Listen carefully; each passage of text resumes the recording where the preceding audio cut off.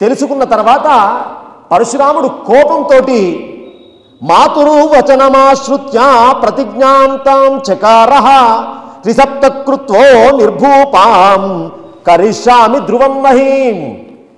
ఏ క్షత్రియుడైతే తన బలముతో తన అహంకారంతో నిరపరాధి అయినటువంటి నా తండ్రిని సంహరించాడో ఆ క్షత్రియుడు కాదు, ఈ లోకంలో క్షత్రియ అనే పదమే లేకుండా చేస్తాను, సమూలంగా క్షత్రియ జాతిని నాశనం చేస్తాను, ఇదే నా ప్రతిజ్ఞ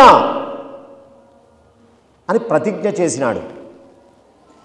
భార్గవరాముడు భృగువంశంలో పుట్టినవాడు కాబట్టి భార్గవరాముడు. ఇంకా పరశురాముడు కాలే ఆయన. పరశు అంటే గొడ్డలి అని అర్థం. ఇంకా గొడ్డలి రాలా, ఆయుధం రాలే. ఆయుధం పట్టే అవసరం అప్పటికి లేదు ఆయనకి.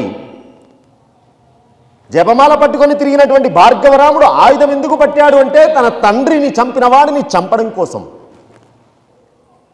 ప్రతిజ్ఞ చేసినాడు.